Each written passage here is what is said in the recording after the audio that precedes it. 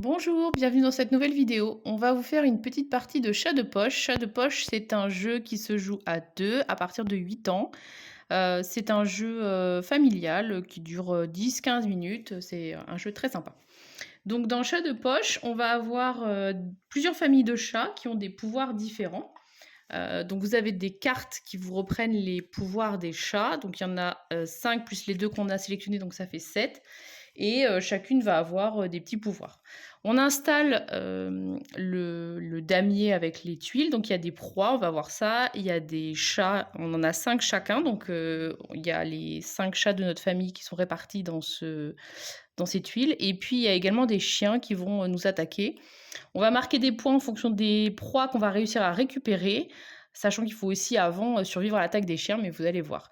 Donc on commence par installer donc les 5 tuiles de nos chats qu'on a choisis chacun, plus les proies, plus les chiens. On mélange tout ça et on fait un carré de 5 par 5. Ensuite, on va pouvoir retourner la tuile centrale. Et ensuite, quand on va jouer, ça va être très simple. On va jouer à tour de rôle. Et chacun son tour, on va retourner face visible une tuile de notre choix. Et on va échanger la position de la tuile qu'on vient de piocher avec une autre tuile. En fonction de la tuile qu'on a piochée, eh bien, il y a des déplacements différents. Puisque vous voyez, on a une petite fichette de jeu. Quand on retourne un chat, en fait, les chats, ils se déplacent de une ou deux cases, mais orthogonalement. Les proies, elles se déplacent seulement de une case, mais elles vont partout, y compris les diagonales, hein, c'est bien rappelé dans l'aide de jeu. Pardon. Et puis, quand c'est un chien, lui, il n'a pas de limite. Il peut aller dans toute sa rangée, que ce soit en ligne droite ou en colonne. Enfin, dans les deux sens. Donc voilà pour les déplacements. Et ensuite, donc on a chacun choisi une famille. Donc moi, je suis les gourmands. Donc il y a une propriété qui est valable pour toute ma famille, c'est que chaque proie en fin de partie, parce qu'il y a un petit drapeau, me rapportera un point de plus. Et lui, c'est mon chef de meute, je crois qu'il s'appelle. Son pouvoir, c'est qu'il peut attraper les proies qui lui sont diagonalement adjacentes, parce que au départ, on ne peut manger que de façon orthogonale. Et toi, tu seras les justiciers. Donc là, c'est quand le joueur révèle un chat, il peut le déplacer de 1 à 2 cases en ligne droite ou en diagonale. Donc ça change le déplacement des chats. Et le justicier, donc le chef de sa meute, va pouvoir, avant l'attaque des chiens, échanger, enfin il va devoir même échanger sa place avec la tuile centrale. Donc quelle que soit sa position finale, il va devoir revenir là. Voilà, donc ça c'est nos deux pouvoirs. Vas-y, tu commences. Donc là, il révèle une tuile. Et comme c'est un chat, normalement, donc c'est orthogonalement une ou deux cases, mais le pouvoir de sa famille, c'est que quand il révèle un chat, il peut le déplacer en ligne droite ou en diagonale. Voilà, et donc si c'est une tuile face cachée, on la laisse face cachée. Alors, moi, je vais révéler la tuile qui est à côté de moi. Ah, c'est un chien. Donc les chiens, vous voyez qu'il y a des flèches. En fait, quand ils vont attaquer, une fois que toutes les tuiles seront révélées, on va faire l'attaque des chiens en premier. Eh bien, il va détruire, enfin attaquer les chats. Donc si par exemple le chien était ici, il attaquerait mon chat qui est juste à côté de lui dans sa. Le chien attaque les chats qui sont juste à côté de lui à une case et en fonction des flèches. Donc là, il m'attaquerait, alors que là, par exemple, il ne peut pas m'attaquer. Donc, j'ai un chien, je suis obligée de le faire bouger de toute façon. Je vais l'envoyer là-bas. Et voilà, à toi. Donc ça, c'est une proie. Les proies, ça se déplace de juste une case, mais il peut aller ici, ici ou ici. Ok. Alors, moi, je vais regarder ça. Ah bah ça, c'est ton chat à toi. Je vais l'envoyer là, un peu plus près du chien, même s'il n'est pas encore assez près.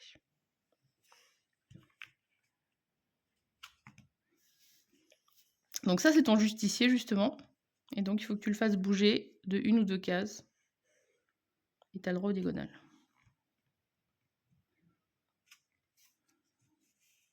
Ok.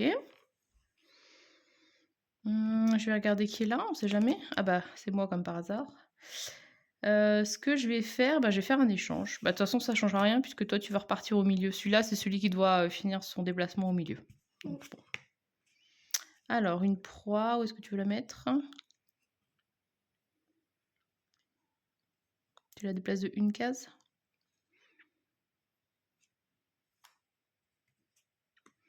Ok.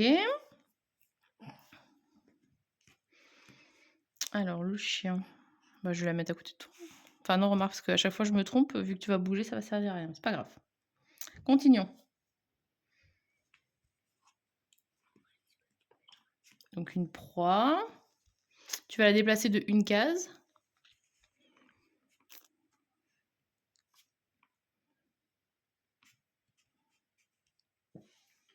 Non, une seule case, là, c'est trop loin. La proie, c'est tout autour d'elle. Ok. Moi, je vais regarder par ici. Le chien. Je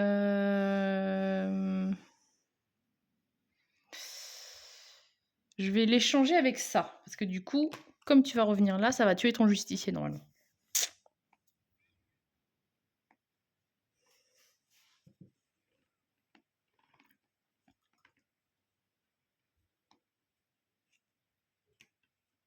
Une proie. Tu vas la mettre où la proie? Ok. Encore une proie. Je vais la mettre là.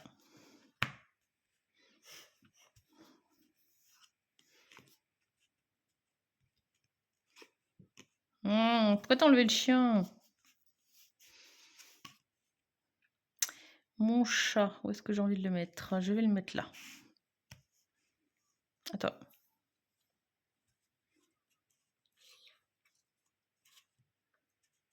Alors, un chat. Donc, tu peux le déplacer une ou deux cases et en diagonale puisque c'est ton pouvoir.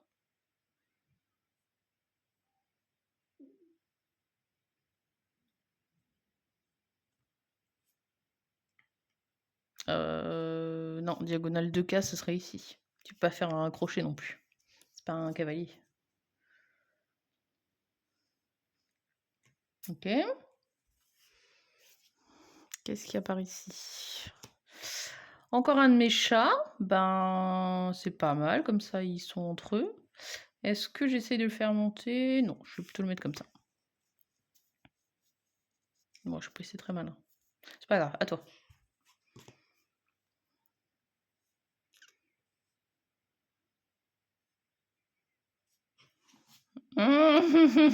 Petit sournois, tu vas me faire manger mon chat.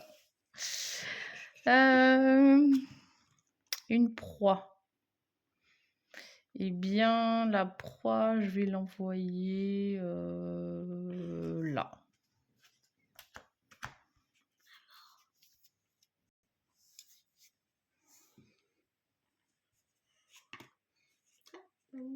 Un petit chat, donc tu peux le faire bouger.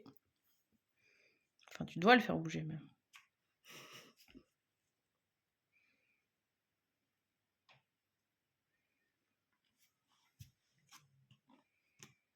Ok. La proie.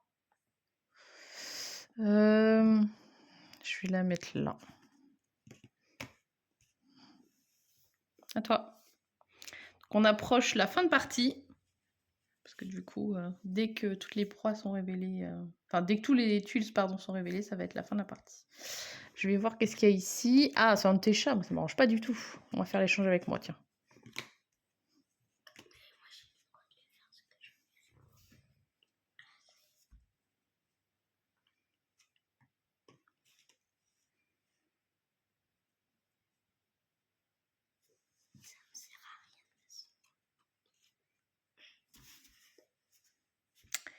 Et la dernière, encore un chien. Eh bien, je vais l'envoyer. Bon, non, je profite de me cibler moi. Hein. Je vais l'envoyer ici. Voilà. Donc là, toutes les tuiles sont révélées. on va regarder s'il y a des effets qui sont à faire avant de faire l'attaque des chiens. Donc toi, ton pouvoir, c'est avant l'attaque des chiens, ce personnage, donc le justicier, doit échanger sa place avec la tuile centrale. Donc tu fais l'échange, ton justicier vient ici. Ok. Et moi, je n'ai pas de pouvoir. Maintenant, ce qu'on va faire, c'est qu'on va faire l'attaque des chiens. Donc en fait, on va regarder tous les chiens, comment ils sont placés, et ils vont du coup attaquer en fonction de la position. Donc ce chien-là, il attaque ton chat, donc ce chat-là disparaît. Là, il s'attaque pas, celui-là, il fait rien. Moi, je les retourne, comme ça, on sait où est-ce qu'on en est. Ce chien-là, il attaque ici, il n'y a personne. Il attaque ici, il disparaît. Et la proie, par contre, ça lui fait rien. Ce chien-là, donc il attaque ce personnage, il attaque mon chat, comme ça, et il attaque l'autre chien qui sert à rien, et celui-là, il attaque rien du tout. Ok, donc là, on a fait l'attaque des chiens.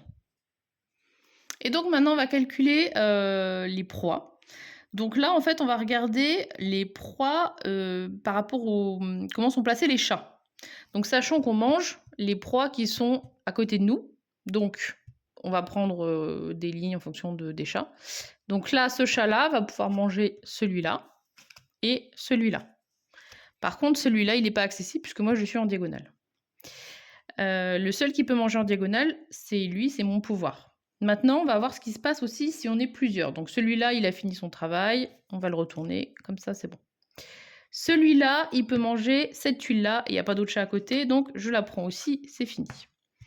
Cette tuile-là peut manger donc ce chat, enfin cette proie, pardon, cette proie et cette proie. Par contre, moi, je suis aussi présente grâce à cette tuile-là. Et là, on va comparer en fait nos forces d'attaque. Si jamais j'avais, on va dire que celle-là était ici, eh bien les deux chats se ligueraient pour, j'additionnerais leurs deux valeurs pour contrer la valeur de mon ennemi. Par contre, donc lui, sa valeur c'est 9, donc moi je ne suis présente mais que à 3, donc ça veut dire que cette proie-là, de toute façon j'y étais pas, donc tu la gagnes. Cette proie-là, toi tu fais 9, mais moi j'ai 3, donc c'est toi qui la gagnes aussi. Cette proie-là, c'est le même problème, 3 et 9, donc tu la gagnes. Et par contre, celle-là, ça marche pas parce que tu n'as pas le droit de manger en diagonale, ce n'est que lui qui peut manger en diagonale. Ok. Donc cette proie-là ne sera pas utilisée. Ce chat a fini de manger. La proie qui est là-bas toute seule, bah, elle risque rien. Là, on va regarder sur cette configuration-là aussi, puisqu'il y a encore des proies. Donc lui, on sait qu'il a le droit de manger en diagonale. Donc, il va compter dans le match. Donc, 3 versus 1. Donc, ça veut dire que c'est moi qui remporte cette tuile-là. Ici, c'est pareil. Donc, j'ai 3 plus 1, 4 contre 1. Donc, c'est moi qui remporte la tuile. Et cela ne mange pas. Et ensuite, on va tout bêtement compter les scores des proies qu'on a mangées. Donc, 4 et 3, 7. Et 5, 12. Et moi, alors... Donc j'en ai plus, mais il y a un petit truc en plus, c'est que certaines proies vont ensemble. Et si vous avez les deux d'une même série qui vont ensemble, et ben au lieu d'avoir 3 points ou 4 points, j'ai carrément 12 points. Donc j'ai 12 points grâce à ces deux tuiles qui vont ensemble. Là, il y a un multiplicateur aussi, mais j'ai pas l'autre, donc ça fait 17, 22, 28. Donc j'ai gagné 28 à 12. Et en plus, j'avais aussi un pouvoir supplémentaire qui me donnait un point de plus pour chacune des proies qui étaient attrapées. Donc 30, 33. Donc ma famille a été victorieuse et les justiciers n'ont pas gagné la partie. Voilà, donc après c'est...